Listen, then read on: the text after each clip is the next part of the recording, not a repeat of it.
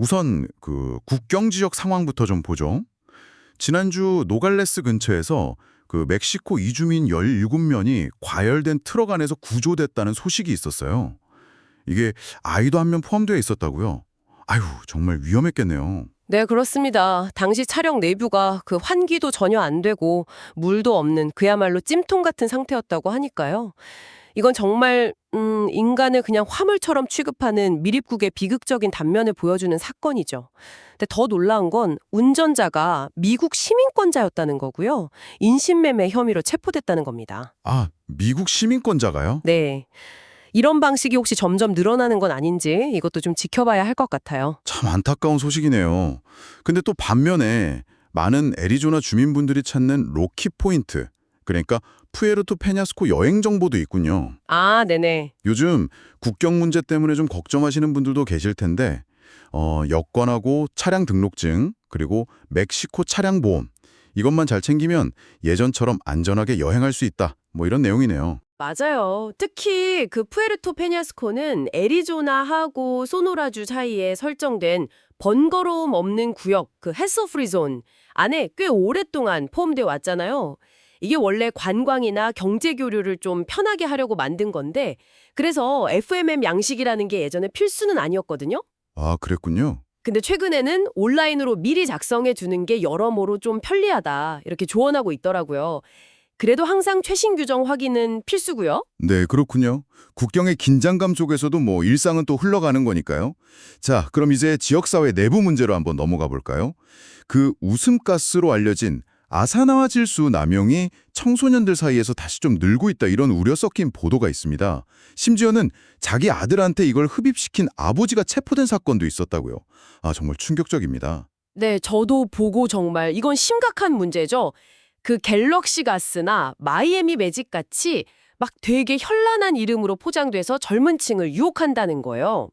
근데 이게 스모크샵이나 온라인에서 너무 쉽게 구할 수 있다는 게 더 큰 문제인 것 같아요. 구하기가 쉽군요. 네, CDC 통계를 보면 관련 사망자가 4년 만에 110%나 증가했다니까 이게 얼마나 위험한지 알 수 있죠.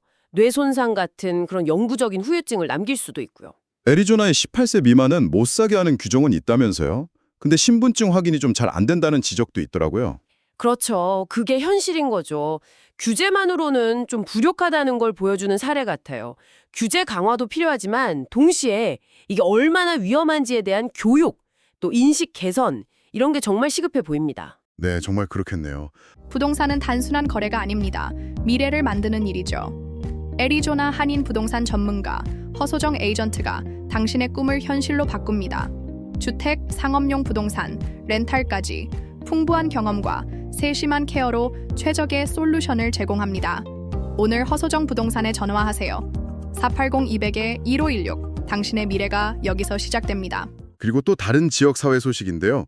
메사에 있는 한 생수회사에서 직원이 무려 10만 달러어치 생수를 훔쳤다는 사건도 있었어요. 내부 소행으로 밝혀졌는데 CCTV 영상 보니까 지게차로 트럭에 생수를 막 싣는 장면이 찍혔다고 하더라고요. 허허, 대단하네요. 거기가 월마트나 코스트코 같은 데 납품하는 그 대형 브랜드 생수 만드는 곳이었다면서요? 네, 맞아요. 나이아가라 보틀링 시설이었다고 합니다. 그 직원은 혐의를 부인하고 있다는데 결국 절도 혐의로 기소됐다고는 하네요. 근데 뭐 공범이나 훔쳐간 생수는 아직 못 찾았다고 하고요.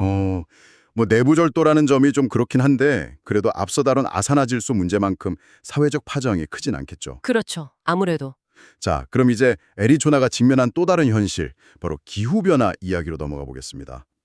애리조나 교통국 ADOT에서요, 아주 극심한 기후변화를 견딜 수 있는 도로 포장자를 개발하고 있다는 소식이에요. 아, 네. 그 소식 저도 봤습니다. 이게 플래그스태프의 그 추위하고 또 유마의 폭염을 전부 다 견뎌야 한다니 와, 정말 어려운 과제일 것 같은데요. 맞습니다. 그래서 실험실에서 그 대형 트럭 하중을 시뮬레이션하고 또 극심한 온도 변화도 막 재현하는 그런 최첨단 장비까지 도입해서 아스팔트 혼합물을 테스트하고 있다고 하더라고요.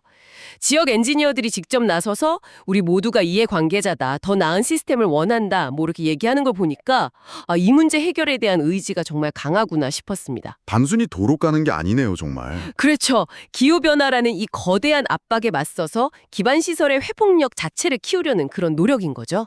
그 노력의 중요성이 정말 더 크게 다가오는 소식이 바로 또 있습니다.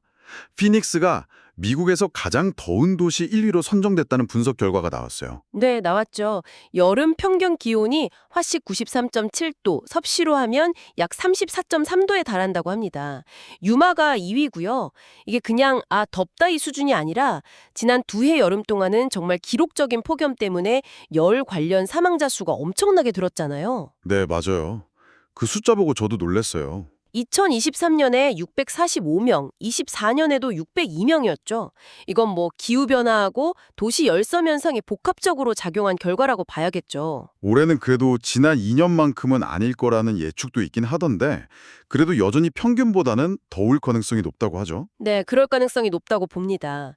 그래서 피닉스시에서도 나무 심기 27,000그루 목표로 하고 있다는데 열섬 현상 완화 노력을 하고는 있죠. 네, 다행이네요. 근데 좀 흥미로운 점은 2010년에도 비슷한 대규모 나무 심기 사업이 있었는데 그때 심었던 나무의 3분의 2가 결국 죽었다는 거예요. 정말요? 왜 그랬을까요? 바로 그겁니다.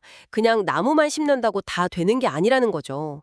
지속적인 관리, 유지 보수 이런 게 뒷받침되지 않으면 막대한 예산을 들인 노력이 그냥 물거품이 될 수도 있다는 거. 그 과거의 교훈을 잊으면 안 되는 거죠. 그렇군요.